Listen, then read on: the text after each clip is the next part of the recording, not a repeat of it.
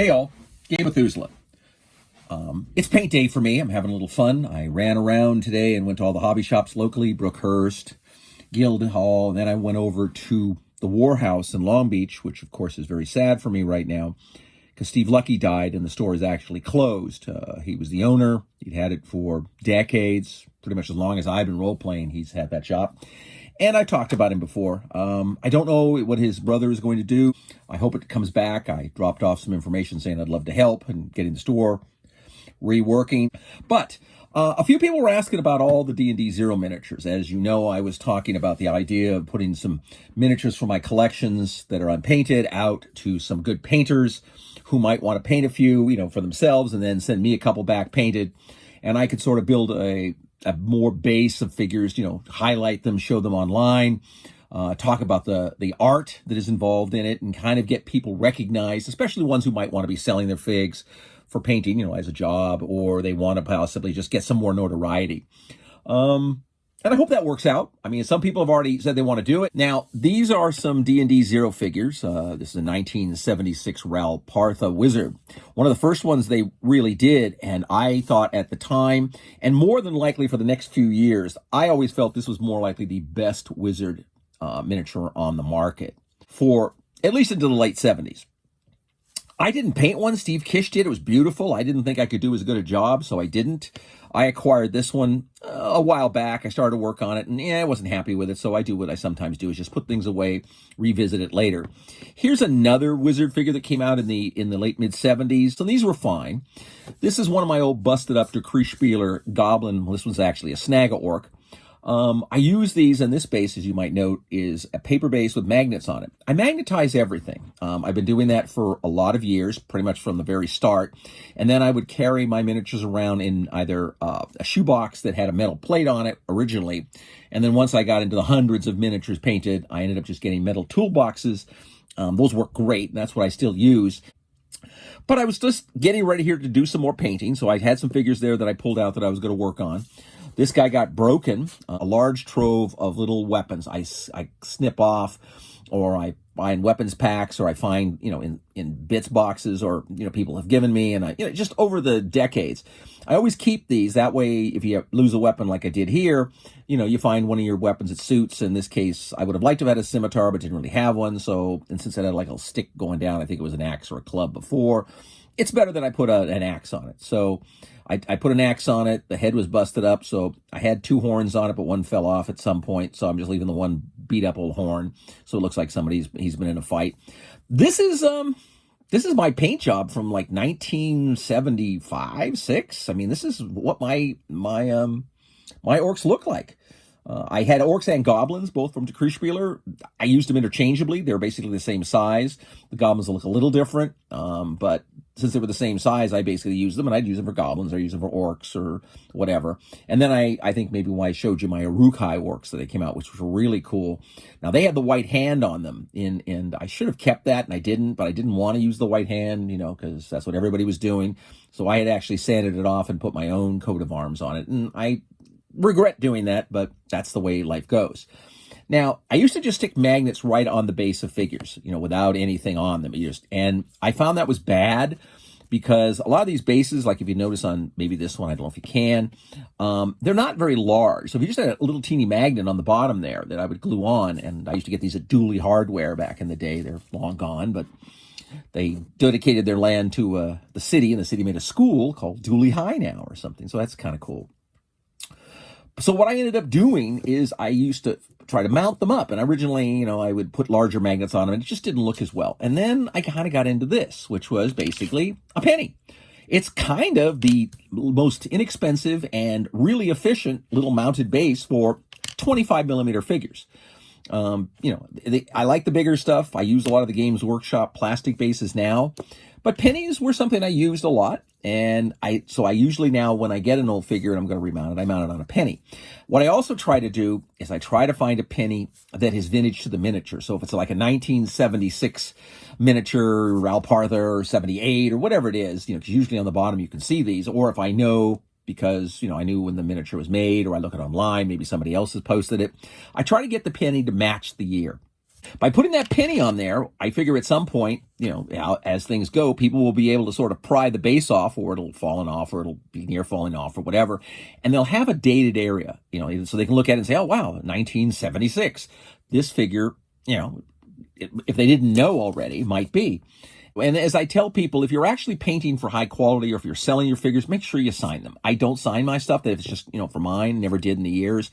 Steve started to do that, and I thought that was a really, really good idea. So if I sell a fig, or if someone wins a figure of mine, like in, my Patreon site, and when I was like putting out a painted figure or something, I now sign them. So that in the future, it's just so that if this becomes something that people care about in the future, I'd like for at least to have them be a little easier to figure out who did what and when and where.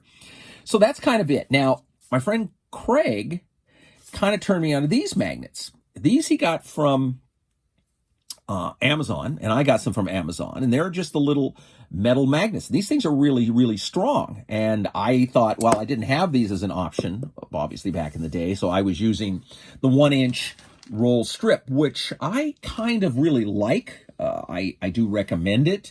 You can get it online for about 100-foot roll, and you want to get like this. This is obviously not 100 feet. I'm getting down to the nibs on this one, so I'm going to have to buy another roll here soon. But you want the 1-inch, because 2 of these will cover a 40 millimeter GW base and do well. And they'll really cover 20 and 25 millimeter plastic GW bases. So if you're mounting them that way, obviously it'll cover a penny. Normally it'll cover a basic washer. So however you want to do it, that works. And you just glue it on the bottom. But these are nice. These little magnets that I was just showing you are really nice. They are very strong. And the thing about them is they work really, really good with the pre-painted miniatures like that you buy. And what you do is you get some big, when you buy these pre-painted miniatures and you want to work on them or not. And as I've showed you, I clean them up occasionally if I'm going to keep them. And I do a little bit of work, fix any problems, flock the base, have the magnets on them so they can go in my metal box. And that's really it. It works out great because see, there's a little lip under here that allows you to put the magnet in, and then the magnet sits flush. Now, they have some thicker ones, so if you had something that had a bigger, lip, or if you had something, that you were using where you were actually putting them inside, like a Games Workshop, which has a much really deep lip, you could use these larger ones where they have, they're thicker. So you can get them in, online too. Now, I think if I was starting fresh, I would do that. I wouldn't even bother necessarily with the, with the strip magnets. But I do like the strip magnets because the other thing it does is it gives you something to hold the miniature by. So you're not holding it by the painted surface. You pick up the figure, you want to hold them by the base so that you don't wear the paint off. Now, in gaming and play, a lot of times you're going to end up touching them, and eventually you will wear them down. But then you just, it's a play figure. So at that point, you just touch them up and fix them and get them back into the game. That's not uncommon. Sometimes even if they're beat up, you don't care because, hey, it just shows that you've been playing the game for quite a while and this miniature has been in the fight for a long period. I've got like about half a dozen people who want to do this now, do this challenge thing, that I'm going to be able to look through my figure collections and find stuff that's going to work. See, there's a lot of these things where you'll have. This is a 1979, which by my standards is actually fairly modern.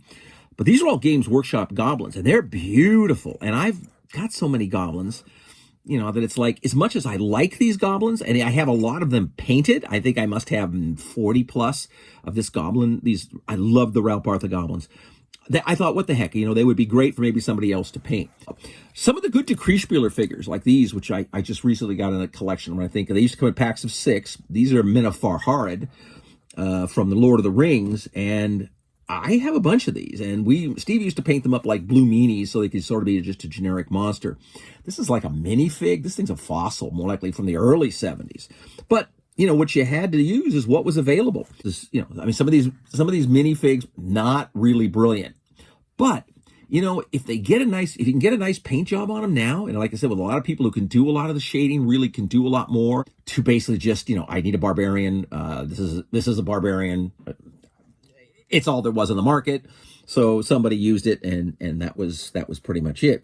But there's, the game is expanded. I was just showing you things like the two-headed Etten and things. There's lots and lots of very cool figures out there, and they vary in years. I mean, you're like, things get more modern, you're still looking at stuff that could, work out. This is 1999. Medusa, I really love this figure. I love it because she has a dagger she's holding behind her back. Kind of a sneaky little Greek, human style Medusa. I have a lot of Medusas. I don't know why. I like Medusas, but I didn't necessarily, think that I like them that much. But, I do have a bunch. I have more boxes around here than I'm ever going to show you because I don't really want to do the time to do it. But I just wanted to let you see what I've got. Now, what I'm starting on, when I have one of these little pennies glued down, was I showed you this guy had obviously painted a miniature. And this was a lot nicer than most of the other stuff he had in his collection. Now, I'm sure some of the better stuff his players took because he said he gave a lot of his figures away. But this was one that he still had.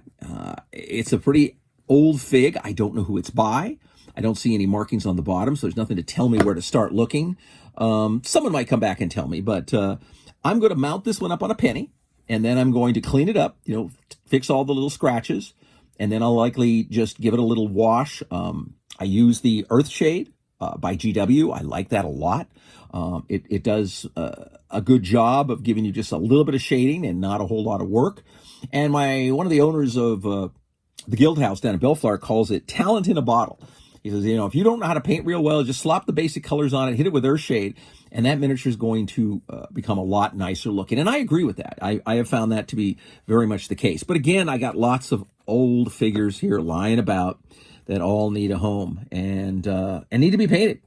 And some will get painted by me, and some I'm going to hopefully get out to people, for them to paint, and then for themselves, and then some for me, and I'd be really thrilled. Now, here's a Dunling. This is a De Kriespieler 1974.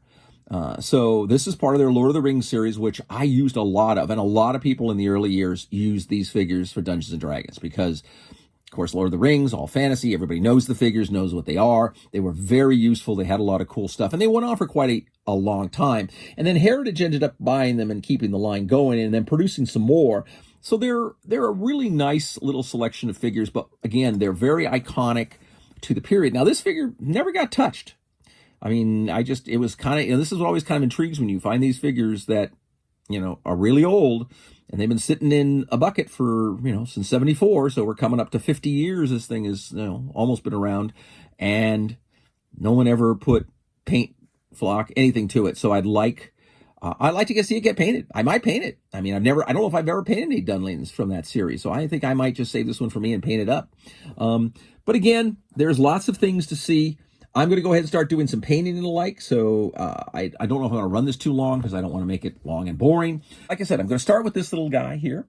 But the strip magnet's basically kind of a rubber material. You just take your penny, or, washers work great. Anything works great. You don't have to use a penny. And, I found them the best little base you could acquire for virtually no money. And hey, well, look, it adds to the value of the miniature. They're a penny more valuable because, well, they have a American penny on them. There's something about defacing, but I'm not defacing them. I'm just collecting them on my miniatures. So it's just a form of reference so that people will be able to see into the future, what year this mini was at. So I'm going to stop the video now and pop it out there, and maybe I'll start doing some painting. Maybe I'll pop back on a little later and put some more on so you can sort of see how it's worked out and what I'm doing. But I'm having a great time, and I'm glad I'm back into painting more. So anyway, I'll give you a call later. So fight me, devils, fight, and paint on.